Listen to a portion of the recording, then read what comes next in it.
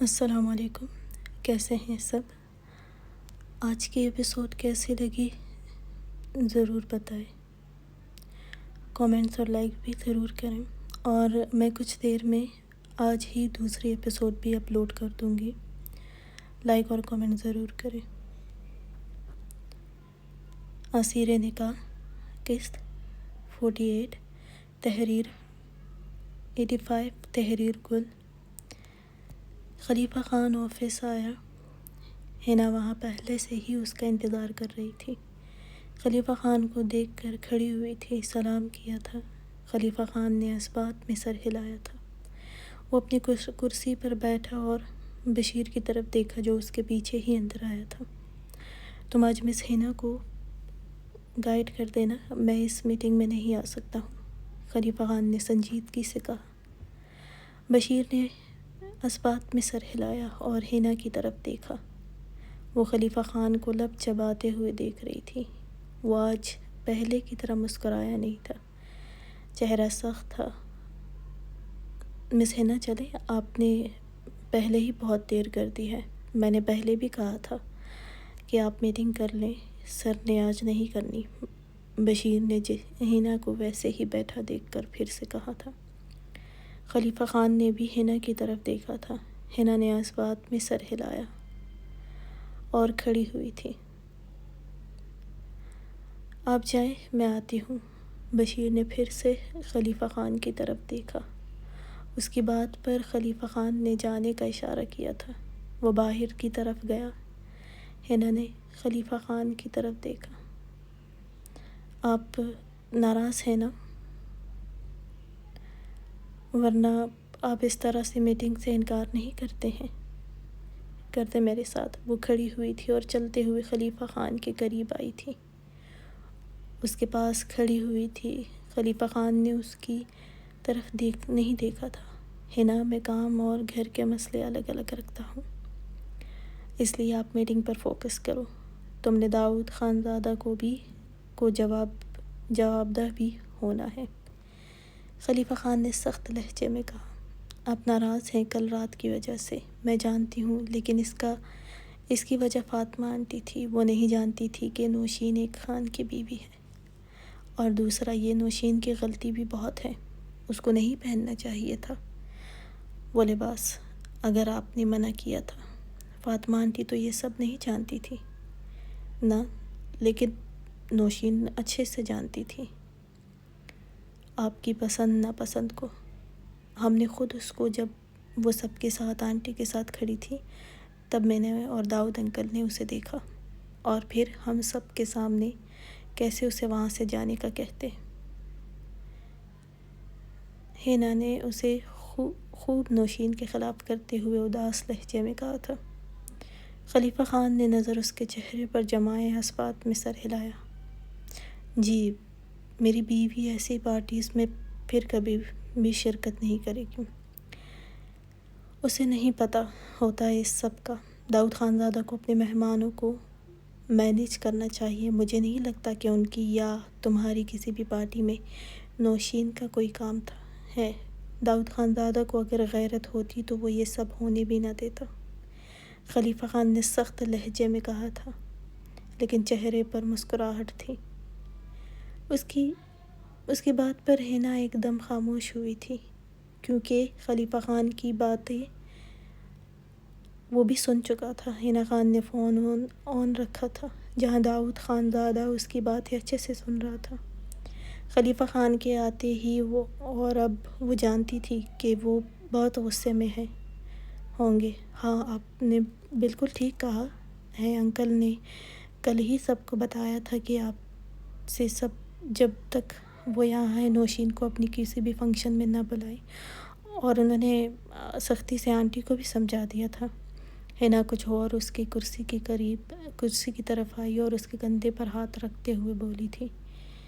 خلیفہ خان نے بھی اسے کو مسکراتے ہوئے دیکھا۔ یہی بہتر ہے، ویسے نوشین کو میں رات کو اچھے سے سمجھا چکا ہوں، اب وہ جانا بھی نہیں چاہے گی۔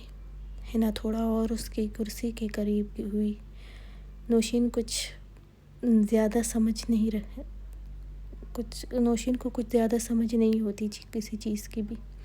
ہنا نے خلیفہ خان کے ہاتھ پر ہاتھ رکھا جس میں اس نے کوئی فائل پکڑی ہوئی تھی۔ خلیفہ خان نے اس کے ہاتھ کو دیکھ کر دان پر دان جمائے۔ ہنا کو دیکھا۔ آپ کو داؤد انکل سے بات کر لینی چاہیے کیونکہ وہ بھی کافی ناراض تھے۔ آخر وہ آپ کے ساتھ اتنی بڑی انویسٹمنٹ کر چکے ہیں۔ خلیفہ خان نے بمشکل اپنے اندر اٹھتے غصے کو کنٹرول میں کیا تھا اور مسکرایا۔ ہاں یہ تو تم نے ٹھیک کہا، لیکن وہ کیا ہے نا، میرے ساتھ تم اور داؤد خانزادہ کام کرنا چاہتے تھے۔ وہ نامحسوس انداز میں اس کے ہاتھ سے اپنا ہاتھ نکالتے ہوئے کرسی کی پشت سے ٹیک لگاتے ہوئے اس سے دور ہونا چاہا تھا۔ اور اس سے زیادہ خضر خان میرے ساتھ کر چکا ہے، تو بات تو پھر مجھے اگر کرنی چاہیے تو خضر خان کے ساتھ کرنی چاہیے۔ وہاں میرا زیادہ فائدہ ہے۔ اگر ابھی بھی اپنی ڈیل کینسل کر دوں تو میرا کچھ نقصان نہیں ہوگا۔ خضر خان اس سے بھی زیادہ ڈیل کر لے گا۔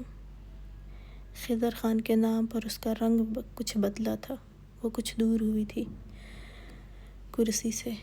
نہیں، اب میں نے کینسل کرنے کا نہیں کہا، آپ جانتے تو ہیں انکل کو لگے گا کہ آپ کو میرے ساتھ کام نہیں کرنا تھا۔ ہنا نے کچھ پریشانی سے جواب دیا تھا۔ اسے ایک پریشانی یہ بھی ہوئی تھی کہ داؤد خانزادہ بھی ان کی باتیں سن رہا تھا۔ خلیفہ خان اب کچھ خود اس کے قریب ہوا۔ ہنا نے حیرانی سے اس کی طرف دیکھا۔ کوئی بات نہیں، تم میرے ساتھ ویسے بھی کام کر سکتی ہو، بلکہ تمہارا باپ بھی بنا کسی انویسٹمنٹ کے میں تمہارے ساتھ ڈیل کر لوں گا، مجھے کوئی مسئلہ نہیں۔ اگر تم چاہو تو پروفٹ سارا تمہارا ہوگا۔ وہ مسکراتے ہوئے بولا۔ ہنا ایک دم سے چپ سی ہوئی تھی، لیکن جلدی ہی خود کو سنبھالتے ہوئے ٹیبل پر دونوں ہاتھ رکھے اور خلیفہ خان کے چہرے کے بالکل قریب ہوئی اور مسکرائی تھی۔ نہیں، اس کی ضرورت نہیں، بابا اور انکل سالوں سے ایک ساتھ ہیں تو اچھا نہیں لگتا کہ میں انکل کا لاس کر کے آپ کے ساتھ ہو جاؤں اور اپنے لیے فائدہ دیکھوں۔ خلیفہ خان نے اس بات میں سر ہلایا۔ ٹھیک ہے، لیکن آج ہر کوئی صرف اپنا فائدہ دیکھتا ہے۔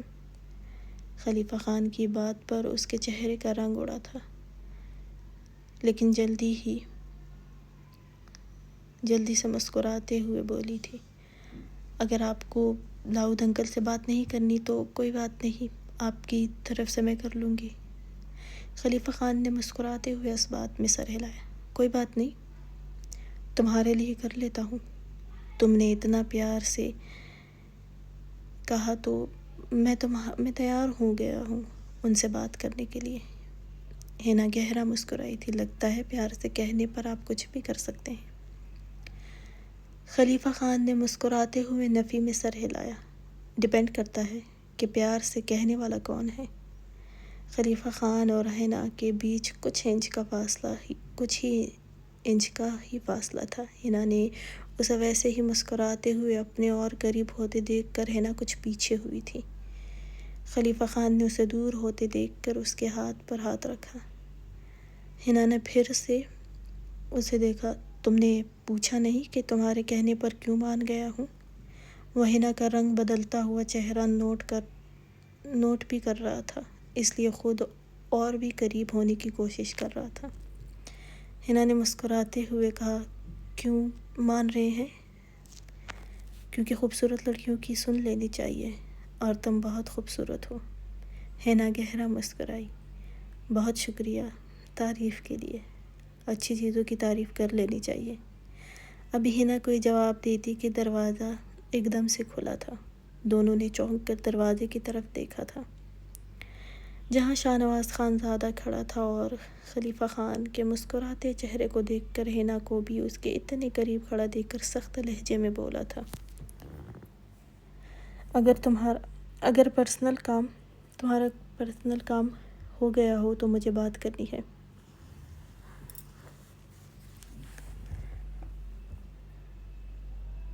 شاہنواز خانزادہ نے طنز یا کہا تو خلیفہ خان پیچھے کرسی کے ساتھ ٹیک لگا گیا اور حنا بھی بے اختیار پیچھے ہوئی تھی۔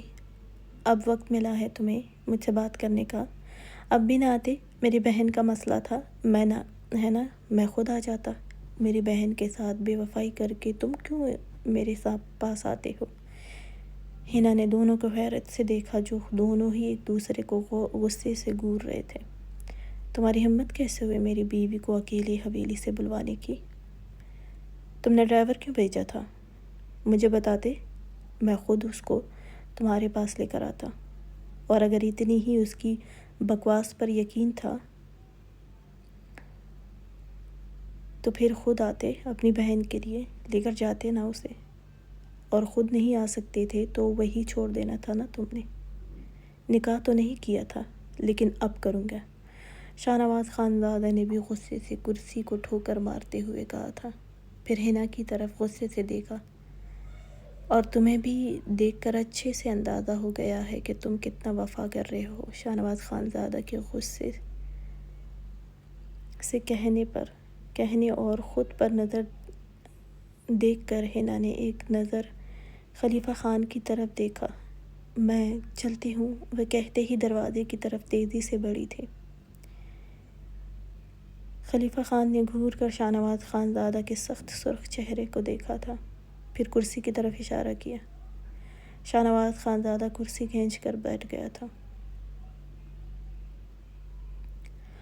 میں نے کوئی ڈرائیور نہیں بھیجا تھا، اس نے خود ڈرائیور کو فون کر کے بلوایا تھا، اور ڈرائیور نے مجھ سے نہیں پوچھا تھا۔ اگر مجھ سے پوچھتا یا بتاتا تو میں خود کشمالہ سے بات کرتا اور اسے خود لینے آتا۔ خلیفہ خان اپنے سامنے فائل کھسکاتے ہوئے بولا تھا۔ تمہاری بہن کا دماغ خراب ہو گیا ہے۔ وہ کیا ہے نا، ایک ہفتے سے اس کے قریب نہیں گیا نا، اس لیے دماغ کام کرنا بند ہو گیا ہے اس کا، ورنہ میں اس کا دماغ بالکل درست رکھتا ہوں اپنی قربت سے، شاہنواز خانزادہ نے بے باکی سے کہا۔ خلیفہ خان نے گھور کر اس کی طرف دیکھا تھا، چہرہ سرخ ہوا تھا۔ تم بھی اچھے سے جانتے ہو گے، بیوی کو اپنی محبت کا یقین لفظوں سے دلاؤ تو سمجھ کہاں آتی ہے۔ سمجھانے کے لیے اس کو شاہنواز خانزادہ بھی اتنا ہی بولا تھا کہ خلیفہ خان نے سرخ چہرے سے اس کی طرف گھور کر دیکھتے ہوئے کہا، یہ نکاح کی کیا بات ہے، وہ سمجھاؤ مجھے۔ کشمالہ پوری رات روتی رہی ہے۔ خلیفہ خان کی بات پر وہ لب پینچ گیا تھا، وہ اچھے سے جانتا تھا وہ بے وقوف روتی رہی ہوگی، اور یہاں بھی سب کو بتایا ہوگا گاؤں کا مسئلہ ہے، لیکن تمہاری وہ بے وقوف بہن کچھ اور سمجھ گئی ہے۔ لیکن اچھا ہے، روتی رہی ہے تو رہے میری طرف سے، بلکہ میرے ہاتھ نہ ہی لگے کچھ دن تو بہتر ہے، ورنہ پھر کچھ راتیں اور بھی روئے گی۔ شاہنواز خانزادہ کا بس نہیں چل رہا تھا وہ سامنے ہو اور وہ اس کا حشر بگاڑ دے۔ میری میٹنگ ہے، اس کے بعد لینے جاؤں گا اسے۔ میں نے کہا بھی تھا اس کو کہ رات کو جرگے سے واپس آ کر بات کرتا ہوں، لیکن اس نے اتنا سا بھی انتظار نہیں کیا۔ شاہنواز خانزادہ نے دانت پر دانت جمائے کہا، تو کیسے انتظار کرے گی؟ اسی وقت سمجھا دیتے تم، وہ اتنا پریشان نہ ہوتی۔ خلیفہ خان نے سکون سے کہا، مجھے جرگے میں جانا تھا، اور تمہاری بہن کو بتایا نا، میں نے باتوں سے سمجھ نہیں آیا تھا کیونکہ باتیں میں صبح جاتے ہوئے بھی کر کے گیا تھا، بلکہ سمجھا کر بھی گیا تھا، لیکن اگر سمجھ آئی ہوتی تو وہ بنا بتائے حویلی سے یہاں تک نہ آتی۔ تم اچھے سے جانتے ہو سردار کے بیٹے کو مجھے نقصان دینے کا ایک اور موقع مل جاتا، اور پھر تو جانتے ہو تمہارا کام بھی خراب ہوتا۔ شاہنواز خانزادہ نے پھر سے غصے سے کہا۔ خلیفہ خان نے سرخ چہرے سے نظریں پھیری تھی۔ تم اس لڑکی کی شادی کسی اور سے کروا دو نا، خلیفہ خان نے کچھ دیر بعد کہا۔ کون کرے گا؟ پورا گاؤں اس بچی کے خلاف سوچ رہا تھا، اس لیے شادی تو وہی کرے گا، ورنہ چھوڑوں گا نہیں میں بھی اسے، شاہنواز خانزادہ نے غصے سے کہا۔ اور اگر کر بھی دوں اس کا نکاح تو کیا لگتا ہے اتنی بدنامی کے بعد وہ اس کو آرام سے رہنے دے گا؟ اس لیے میں نے اس کو رکھا ہے۔ اس سردار کے مقابل کوئی عام آدمی کہاں کھڑا ہوگا؟ شاہ نواز خان زادہ نے کچھ پریشانی سے کہا۔ خلیفہ خان بھی اس دفعہ خاموش رہا تھا۔ ویسے تمہارا کام کا کیا ہوا ہے؟ شاہ نواز خان زادہ نے اس کو دیکھتے ہوئے کہا۔ تم نے دیکھ تو لیا ہے؟ خلیفہ خان نے ناگواری سے کہا۔ شاہ نواز خان زادہ کا غصہ کم نہیں ہوا تھا بلکہ اور بھی بڑا تھا جب خلیفہ خان نے اسے بتایا کہ وہ خالہ اور نوشین تک کو بتا چکی ہے، اور اب آغا جان اور انا جان کو بھی اچھا نہیں سمجھ رہی ہے۔ وہ اپنی میٹنگ سے فارغ ہونے کے بعد بہت اچھے سے اس کا دماغ درست کرنے کا سوچ رہا تھا، کیونکہ وہ بہت مشکل سے اپنا کام چھوڑ کر آیا تھا۔ وہ کچھ دیر خلیفہ خان کے ساتھ رہا، پھر خلیفہ خان بھی اپنی میٹنگ میں مصروف ہوا تھا اور شاہ نواز خان زادہ بھی وہاں بھی فارس اور ضمیر کے ساتھ میٹنگ کے لیے نکلا تھا۔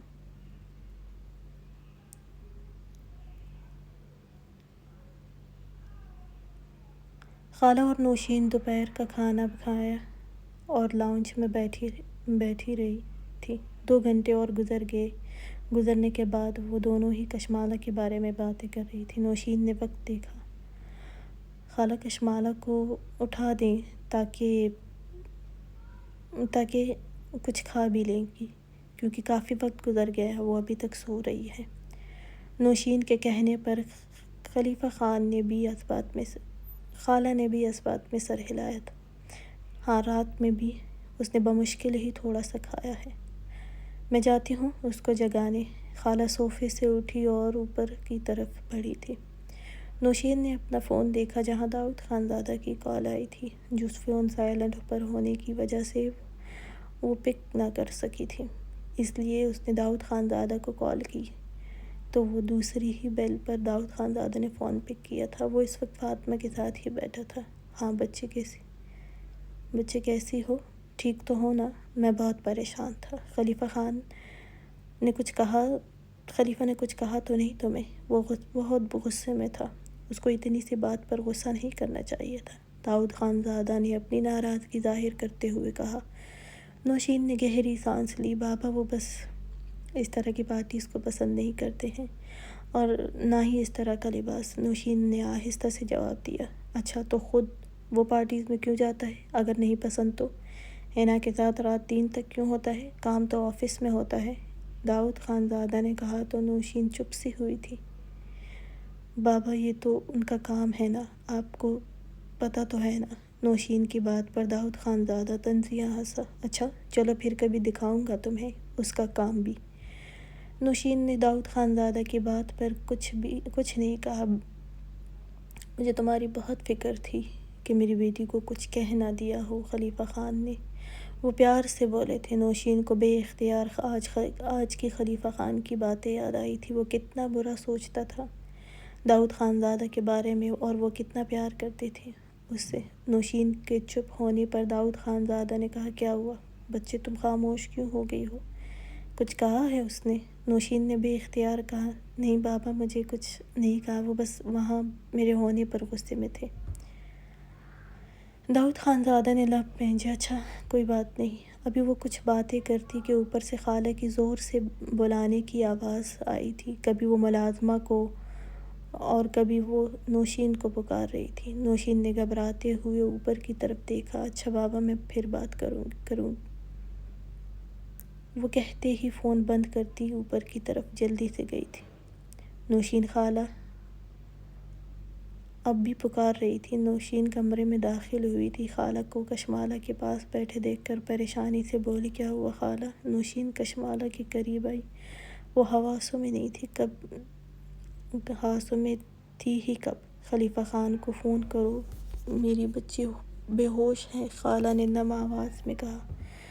نوشین بھی بہت پریشان ہوئی تھی اور جلدی سے خلیفہ خان کو فون کیا تھا، لیکن کافی دیر بعد بھی اس نے پک نہیں کیا تھا، کیونکہ وہ میٹنگ کے بعد اب حنا کے ساتھ تھا کچھ ضروری کام کرنے کے بعد اس نے حنا کے ساتھ ہی شام کو نکلنا تھا ڈنر کے لیے، اور اس وقت شام کے 4 کا وقت تھا۔ خلیفہ خان لیپ ٹاپ پر مصروف کچھ کہہ رہا تھا۔ اس کا فون بالکل حنا کے پاس پڑا تھا اور سائلنٹ تھا، جو شاید اس نے میٹنگ کے دوران کیا تھا۔ حنا کی نظر فون پر پڑی جہاں نوشین کا نام شو ہو رہا تھا۔ حنا نے ایک نظر خلیفہ خان پر ڈالی اور اسے کچھ باتیں بھی ساتھ ساتھ سمجھا رہا تھا اور لیپ ٹاپ پر بھی تیزی سے انگلیاں چلا رہا تھا۔ نوشین نے فون پر فائل اٹھا کر رکھا۔ نوشین خالہ کو دیکھ کر پریشانی سے کہا، خالہ وہ تو شاید بزی ہیں، میں لیڈی ڈاکٹر کو بلوا لیتی ہوں۔ خلیفہ خان نے اثبات میں سر ہلایا۔ کچھ ہی دیر میں لیڈی ڈاکٹر آئی۔ کشمالہ کا اچھے سے چیک اپ بھی کیا اور کچھ ہی دیر میں وہ حواسوں میں بھی تھی، لیکن کمزوری بہت تھی اسے۔ خالہ اور نوشین نے پریشانی سے کشمالہ کے بارے میں پوچھا اور انہوں نے جو خبر ان کو سنائی، وہ دونوں ہی پہلے تو حیران ہوئی تھی اور پھر خوش بھی ہوئی تھی۔ پھر کشمالہ کے زرد چہرے کو دیکھ کر کہا، زیادہ سٹریس لینے کی وجہ سے ایسا ہوا اور پریگننسی میں ایسا ہوتا ہے، اور شاید کچھ کھایا بھی نہیں ہے انہوں نے۔ وہ مسکراتے ہوئے کشمالہ کو دیکھ کر بولی تھی۔ کشمالہ خود بھی بہت حیران تھی اور حیرت سے خالہ اور نوشین کے مسکراتے چہروں کو دیکھ رہی تھی۔ لیڈی ڈاکٹر نے کشمالہ کو دیکھ کر مسکراتے ہوئے کہا، اب اپنی صحت کا خیال رکھو، پہلے ہی اتنی چھوٹی سی ہو، کھانا بالکل وقت پر کھانا ہے۔ کشمالہ نے مسکراتے ہوئے اس بات میں سر ہلایا۔ ڈاکٹر کے جانے کے بعد خالہ اور نوشین دونوں ہی کشمالہ کے پاس بیٹھی تھی۔ ہماری کشمالہ سردار صاحب کو صاحب اولاد کر رہی ہے، اب تو تم فکر ہی مت کرو، وہ اپنی جان بھی تم پر وار دیں گے۔ خوب تنگ کرنا، ہمیں اپنے غصے سے بہت تنگ کیا ہے انہوں نے، اب تم ان کو چھوڑنا نہیں۔ یہ خانزادے اپنے وارث کے لیے تو کچھ بھی کر جاتے ہیں، دیکھا تو ہوگا حیا کے لیے شاہزادہ کتنا پریشان رہتے ہیں۔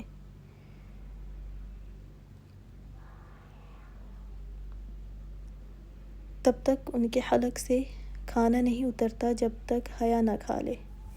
نوشین کے چھیڑنے پر کشمالہ شرم سے مسکراتے ہوئے نظریں جھکائے ہوئی تھی، لیکن شاہنواز خانزادہ کا سوچ کر پھر سے رونا آیا تھا۔ وہ کتنا چاہتی تھی کہ اس کے بھی بچے ہو، اور اب ہے تو اس نے دوسری شادی کر لی۔ یہ سوچ ہی اس کے جیسے جان نکال رہی تھی۔ مجھے ان کے پاس نہیں رہنا ہے، آپ کو پتہ ہے انہوں نے دوسری شادی کر لی ہے۔ وہ اب نوشین کو دیکھ کر آنسو بہاتے ہوئے بولی تھی۔ نوشین بھی خاموش ہوئی تھی۔ خالہ نے کچھ سخت لہجے میں کہا، رونا بند کرو اب اور اچھے سے کچھ کھاؤ۔ خلیفہ خان نے کہا ہے وہ آج اس سے بات کرے گا، اب بالکل نہیں رونا، اس طرح روتے نہیں ہیں۔ خلیفہ خان نے کشمالہ نے آنسو صاف کیا۔ کشمالہ کو پچھلے کچھ دنوں سے شاہنواز خانزادہ کی ہر بات پر رونا آتا تھا۔ اس کے کام کی وجہ سے اگنور کرنا بھی اسے پریشان کر دیتا تھا، اور پھر کچھ کھانے کو بھی دل نہیں کرتا تھا۔ لیکن شاہنواز خانزادہ حویلی میں ہی کم وقت کے لیے ہوتا تھا، اور اب بھی خوش ہوتی، لیکن وہ یاد آتا تو رونا پھر سے آتا تھا۔ خالہ نے بمشکل اسے کچھ کھانا کھلایا، لیکن وہ زیادہ نہیں کھا سکی۔ خالہ کچھ دیر اس کے پاس بیٹھی رہی، پھر وہ شام کے کھانے کا دیکھنے کے لیے چلی گئی تھی۔ نوشین اب بھی کشمالہ کے ساتھ بیٹھی تھی۔ کشمالہ کو اداس دیکھ کر بولی، شاہنواز خانزادہ نے کل سے تم سے بات کی ہے؟ کشمالہ نے نفی میں سر ہلایا اور پھر نم آواز میں بولی، وہ اپنے دوسرے نکاح میں بزی ہیں، تو ان کو میں کیوں یاد رہوں گی؟ کشمالہ، مجھے نہیں لگتا کہ ایسا ہوا ہوگا، ورنہ خلیفہ خان اتنے آرام سے نہ ہوتا۔ تم شاہنواز خانزادہ سے بات کرو، اپنے بارے میں بتاؤ، پھر دیکھنا وہ کیسے تمہارے پاس آتے ہیں۔ کشمالہ نے نم آنکھیں اٹھا کر نوشین کو دیکھا تو وہ اس بات میں سر ہلاتے ہوئے مسکرائی تھی۔ نہیں، کال نہیں کر سکتی ہوں۔ کشمالہ کو اس کو کال پر بتاتے ہوئے شرم سی محسوس ہوئی تھی۔ تو میسج کر دو، نوشین نے پھر سے مسکراتے ہوئے کہا۔ کشمالہ نے بات میں سر ہلایا۔ نوشین کچھ دیر بعد واپس چلی گئی۔ شاہنواز خانزادہ میٹنگ سے فارغ ہوا تھا اور اب فارس علی اور میر کے سامنے بیٹھا تھا۔ تم کب تک جانے والے ہو؟ وہ میر کو دیکھ کر بولا تھا۔ 2 دن بعد کی فلائٹ ہے۔ میر خانزادہ نے جانا تھا کیونکہ شاہزین خانزادہ کو اس کی ضرورت تھی۔ شاہزین خانزادہ کو لندن میں 2 ہفتے ہو گئے تھے۔ وہ اپنا کام ختم کر چکا تھا، اب جو تھا وہ میر خانزادہ نے کرنا تھا، اس لیے وہ جانے والا تھا۔ شاہنواز خانزادہ ان دونوں کے ساتھ باتوں میں مصروف تھا، لیکن دل تھا کہ بے چین تھا اپنی بے وقوف بیوی کے لیے۔ شاہنواز خانزادہ نے سامنے پڑے فون پر کشمالہ کے نمبر سے میسج آیا تھا۔ شاہنواز خانزادہ نے فون اٹھایا اور میسج کھول کر دیکھا۔ وہ ابھی بھی انتظار میں تھی کہ وہ اس کا میسج دیکھتا ہے یا نہیں، جس میں کشمالہ نے لکھا تھا کہ مجھے بات کرنی ہے۔ شاہنواز خانزادہ نے کوئی جواب نہیں دیا۔ غصے سے کشمالہ نے اپنا میسج دیکھا جو اس نے سین تو کر لیا تھا، لیکن پھر سے آف لائن ہوا تھا۔ کشمالہ کو پھر سے رونا آیا تھا اس کے جواب نہ دینے۔ کچھ دیر بعد کشمالہ نے پھر میسج کیا، اب میرا رپلائی بھی نہیں کر رہے ہیں۔ شاہنواز خانزادہ نے پھر اس کا میسج دیکھ کر کرسی سے ٹیک لگائی اور رپلائی کیا، ہاں میری دوسری بیوی میرے سامنے ہے نا، اس لیے اب رپلائی نہیں دوں گا، اس کو اچھا نہیں لگے گا۔ شاہنواز خانزادہ نے بھی غصے سے ٹائپ کیا۔ کشمالہ نے اس کا جواب دیکھ کر اب رونے لگی تھی۔ مجھے پتا تھا آپ نے شادی کر لی ہے اور آپ جھوٹے ہیں، مجھے آپ سے نفرت ہے۔ وہ روتے ہوئے کپ کپاتے ہاتھوں سے ٹائپ کرنے لگی اور سینڈ کیا۔ فون تکیے پر پٹخا اور آنکھوں پر ہاتھ رکھے رونے لگی۔ ایک طرف دل خوش تھا، اس کی خواہش پوری ہوئی تھی، تو دوسری طرف اب اس کے لیے بھی تڑپ رہا تھا۔ کہاں اس کے بنا رہنے کو تیار تھا۔ دل تو اس کے پاس جانے کا کر رہا تھا، اس کو بتانے کا کر رہا تھا۔ شاہنواز خانزادہ نے غصے سے دانت پر دانت جمائے جواب ٹائپ کیا تھا، میری جان، نفرت کا جواب بہت اچھے سے تمہیں دوں گا، بس مجھے آنے دو، تمہاری نفرت کہاں سے نکالتا ہوں پتہ چل جائے گا تمہیں، تھوڑا انتظار کرو۔ وہ بھی سینڈ کرنے کے بعد فون سامنے پٹک گیا تھا۔ کشمالہ نے فون کی آواز پر پھر فون اٹھایا۔ شاہنواز خانزادہ کا میسج دیکھ کر روئی تھی۔ شاہنواز خانزادہ کو آج غصے میں دیکھ کر فارس اور میر دونوں ہی شرافت سے جلدی کام کر رہے تھے، ورنہ شاہنواز خانزادہ کے آفس میں آتے ہی میر غائب ہو جاتا تھا، لیکن آج تو وہ آتے ہی ہر کسی پر برس رہا تھا، اور اب بھی وہ ان سے باتیں کرتے ہوئے چہرہ سخت تھا۔ فارس سامنے لیپ ٹاپ میں مصروف تھا، شاہنواز خانزادہ کو جواب دے رہا تھا۔ کافی دیر بعد کشمالہ کا پھر سے میسج آیا تھا۔ شاہنواز خانزادہ نے بے چینی سے پھر سے فون اٹھایا، میں نہیں جاؤں گی آپ کے ساتھ، آپ رہیں اپنی دوسری بیوی کے پاس، مجھے نہیں رہنا ہی نہیں ہے آپ کے ساتھ۔ شاہنواز خانزادہ کا اس بات پر پارا ہائی ہوا تھا۔ تمہیں تو آ کر بتاتا ہوں، وہ بڑبڑایا۔ میر علی نے شاہنواز خانزادہ کو غصے سے بڑبڑاتے دیکھ کر کہا، ادا جان، آج ہم سب کے ساتھ اس فون کی بھی شامت آئی ہے، یا اس فون میں جو ہے اس کی شامت آئی ہے؟ میر علی نے مسکراتے ہوئے پوچھا، جو بار بار کبھی پٹکتا اور کبھی اٹھاتا۔ فارس نے بھی سر اٹھا کر شاہنواز خانزادہ کو دیکھا۔ شاہنواز خانزادہ نے گور کر میر علی کو دیکھا، ویسے مجھے پتہ چلا ہے کہ آپ نے دوسری شادی کر لی ہے، میر نے مسکراتے ہوئے کہا۔ فارس نے حیرت سے شاہنواز خانزادہ کو دیکھا، بکواس بند کرو، جہاں سے تم نے سنا ہے وہاں کی بکواس بھی بند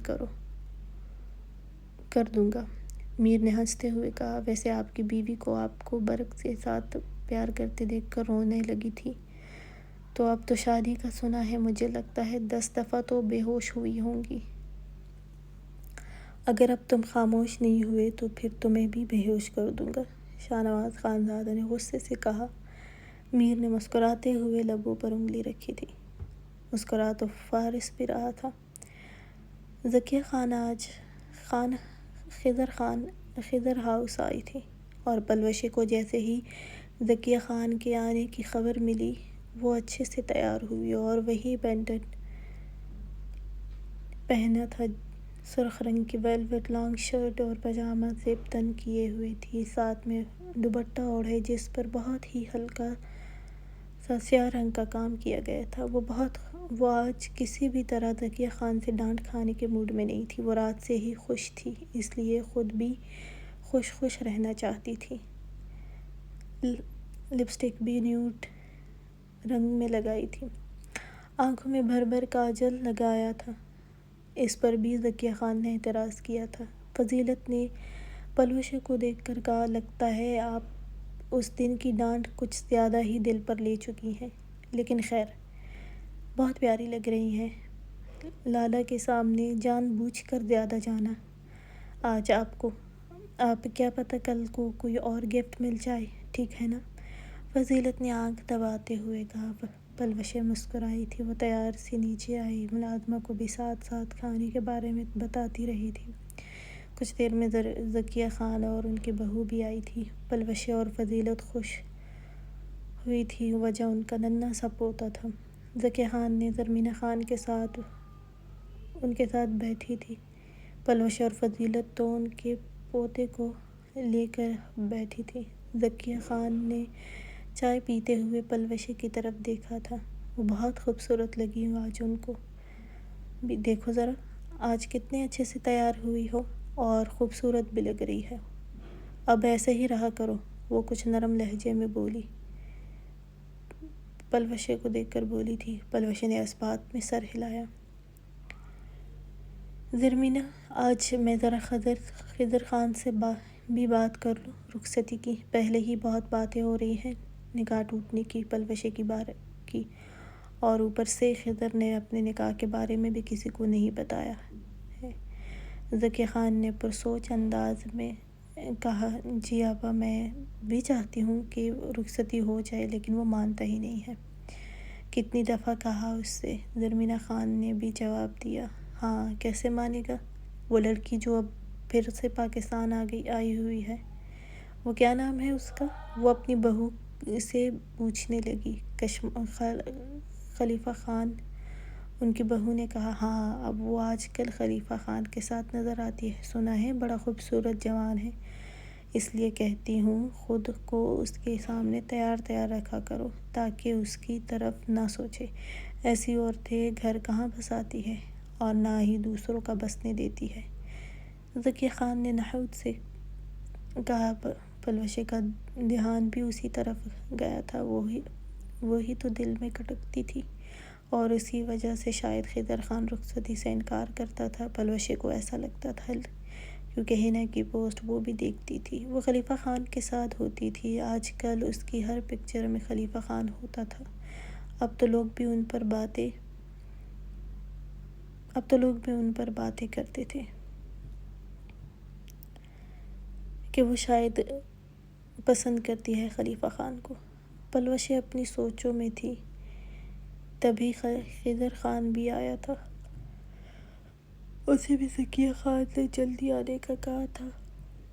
وہ سلام کرتا ہوا ذکیہ خان کے ساتھ لگا، فضیلت بھی گھبراتے ہوئے کچھ نہ بولی تھی کہ کیسی ہیں آپ؟ وہ زرمینہ خان کے ساتھ بیٹھا تھا، ذکیہ خان اس سے باتیں کرنے لگی۔ خضر خان نے ذکیہ خان کے پوتے کو سامنے رکھے کارٹ سے اٹھایا اور مسکراتے ہوئے پیار کرنے لگا، آج ہمارے گھر یہ چھوٹا سا مہمان پہلی دفعہ آیا ہے، اس کو اپنے سینے سے لگاتے ہوئے بولا، اسے اتنا پیار کرتے سب ہی خضر خان کو دیکھ رہے تھے۔ ارے واہ پھوپھو، آج ہمارے گھر آپ کا پوتا بھی آیا ہے۔ خضر خان کی اس کے روئی جیسے گالوں پر ہاتھ کی پشت پھیرتے ہوئے مسکرایا تھا، یہ آج آیا ہے، تم چاہو تو اپنے گھر میں بھی اس طرح کا اپنے لیے لا سکتے ہو۔ ذکیہ خان نے مسکراتے ہوئے کہا۔ خضر خان کا ہاتھ رکا تھا جو وہ اس کے گال پر پھیر رہا تھا۔ رخصتی کر لو اور اپنے لیے پیدا کرو۔ خضر خان نے بے اختیار پلوشے کی طرف دیکھا تھا، وہ جو اسی کو دیکھ رہی تھی، خضر خان کے دیکھنے پر ہڑبڑا کر نظریں چرائی تھیں۔ وہ اس کے مسکراتے چہرے کو دیکھنے میں کھوئی ہوئی تھی، لیکن اسے اندازہ نہیں تھا کہ وہ اس کو دیکھے گا۔ خضر خان کے لبوں پر ہلکی سی مسکراہٹ نمودار ہوئی تھی پلوشے کے نظریں چرانے پر۔ خضر کیا سوچا پھر؟ رخصتی کا پہلے ہی بہت باتیں ہو رہی ہیں پلوشے کے بارے میں، اس لیے بہتر ہے کہ سب کو پتہ چل جائے کہ وہ اب تمہاری بیوی ہے۔ منہ بند کرو سب کے۔ خضر خان اگر اس چڑیل سے شادی نہ کی ہوتی، پلوشے سے پہلے ہی کی ہوتی، تو اب تمہارے بھی بچے 5 سال کے تو ہوتے نا۔ پہلے بھی تم نے انکار کیا تھا اور اب بھی تم رخصتی کے لیے خاموش ہو۔ اب تو نکاح بھی تم نے اپنی مرضی سے کیا ہے۔ خضر خان کو خاموش دیکھ کر ذکیہ خان نے کچھ غصے اور سخت لہجے میں کہا تھا۔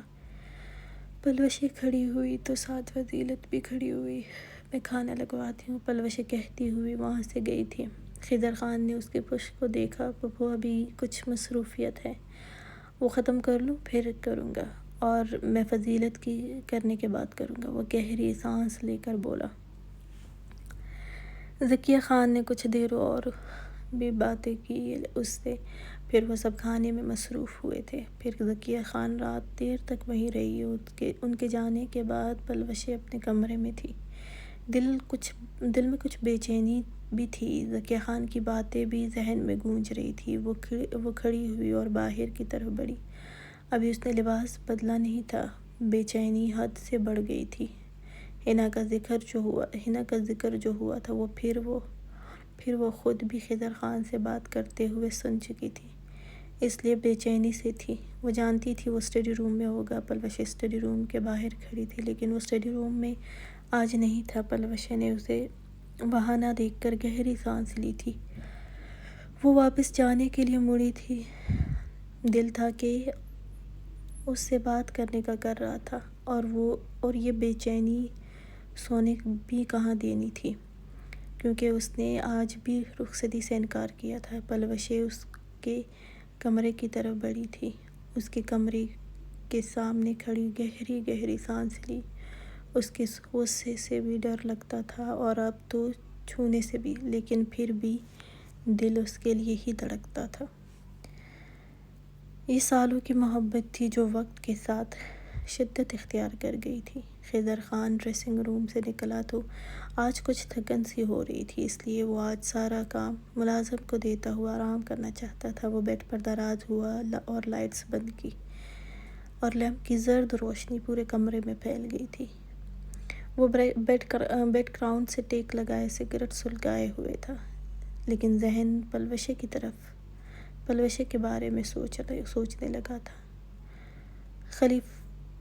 خضر خان نے سر جھٹکا تھا اور سگریٹ اسٹرے میں بجائی کہ تبھی دروازے پر دستک ہوئی۔ وہ چونکا تھا۔ وقت 1 کا ہو رہا تھا۔ اسے لگا زرمینہ خان کی طبیعت خراب ہو گئی ہوگی۔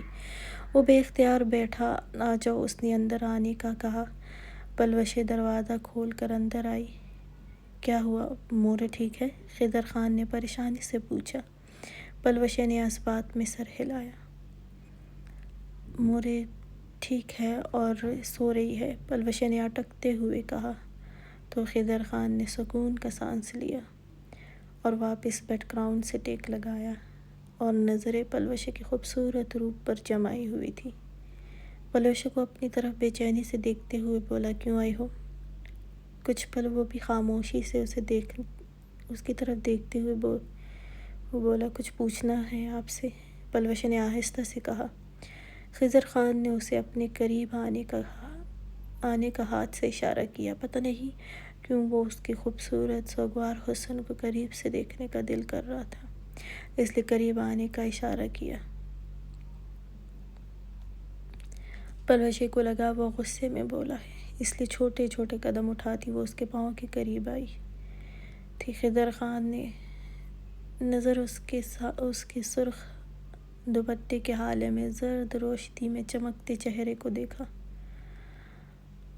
وہ اور بھی قریب آنے کا اشارہ کرتا ہوا پلوشے کے چہرے سے نظریں ہٹا گیا۔ پلوشے کا دل اور بھی قریب جانے سے دھڑکنے لگا تھا، لیکن وہ پھر بھی گئی تھی۔ اس کے اور خضر خان میں کچھ قدم کا فاصلہ رہ گیا تھا۔ پوچھو، خضر خان نے کمفرٹر ٹھیک کرتے ہوئے سخت لہجے میں کہا۔ پلوشے نے تھوک نگلا، پھر بولی، آپ اب بھی حنا سے محبت کرتے ہیں؟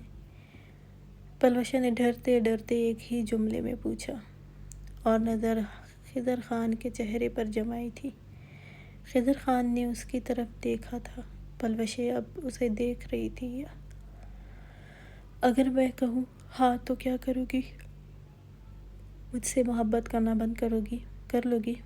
خضر خان نے نظریں اس کے چہرے پر جمائی تھی، لیکن اس کی بات پر اس کا رنگ اڑا تھا، اور پلوشے کو لگا دل کو کچھ ہوا ہے، اس لیے گہری سانس لی۔ بس یہ پوچھنا تھا، پلوشے نے ڈوبتے دل سے سرگوشی میں کہا، اور وہ واپسی کے لیے مڑی تھی۔ خضر خان نے کمفرٹر ہٹایا، ایک پاؤں زمین پر رکھتا ہوا ہاتھ بڑھا کر اسے کلائی سے پکڑا اور اپنی طرف کھینچا۔ پلوشے اس سب کے لیے تیار نہیں تھی، وہ لڑکھڑاتے ہوئے گری تھی۔ پلوشے نے جلدی سے اٹھنا چاہا، لیکن خضر خان نے اسے کرتے ہوئے خود اس کے اطراف میں دونوں ہاتھ جمائے۔ پلوشے کا دل، اس وقت میرے کمرے میں صرف اتنا پوچھنے تو نہیں آ سکتی ہو، ہے نا؟ وہ سخت لہجے میں بولا۔ پلوشے خود کو نارمل کرتے ہوئے اس کے چہرے سے نظر ہٹاتے ہوئے کہا، ہاں، مجھے بس یہ جاننا تھا کہ آپ اب بھی اس سے پیار کرتے ہیں یا نہیں؟ خضر خان نے اس کے لبوں پر نظریں جمائی تھی۔ تم یہاں اس وقت یہ اس لیے پوچھنے آئی ہو کہ میں کیا اس لیے رخصتی نہیں چاہ رہا ہوں، ہے نا؟ پلوشے نے نظریں چرائی تھی، وہ اس کا ذہن پڑ چکا تھا۔ وہ پلوشے کو خاموش اور نظریں چراتے ہوئے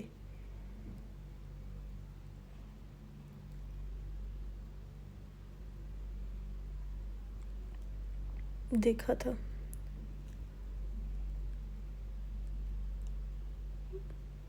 وہ لمحہ بہ لمحہ لمس میں شدت بڑھتی گئی۔ پلوشے کو اپنی سانس اٹکتی ہوئی محسوس ہوئی تھی۔ پلوشے نے آنکھیں کھول کر اسے دیکھا۔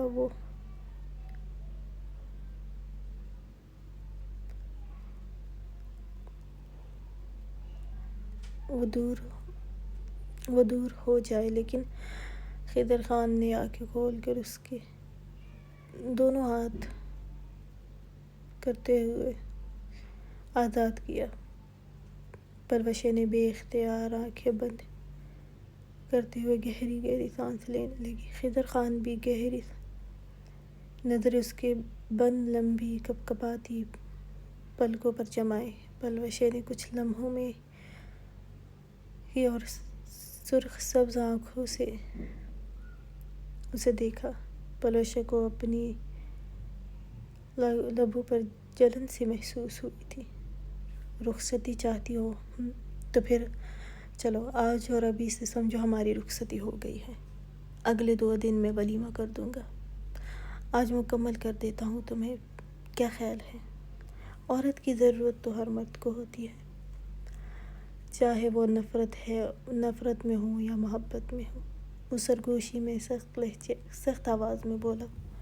پلوشے نے نم آنکھوں سے نفی میں سر ہلایا۔ مجھے نہیں چاہیے ایسی رخصتی۔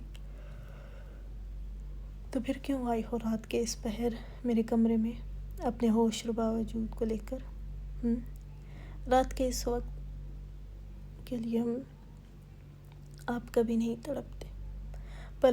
پلوشے نے آہستہ سے کہا، تو تم بھی مت تڑپو، اپنی یہ تکلیف ختم کرو اور سو جاؤ۔ پھر پلوشے نے طنزیہ مسکرائی، تکلیف آپ کو سکون مل جائے گا مجھے تکلیف میں نہ دیکھ کر۔ جب تک میں تکلیف میں ہوں آپ سکون میں رہتے ہیں، پلوشے نے کہا۔ خضر خان نے اسے گھورا تھا۔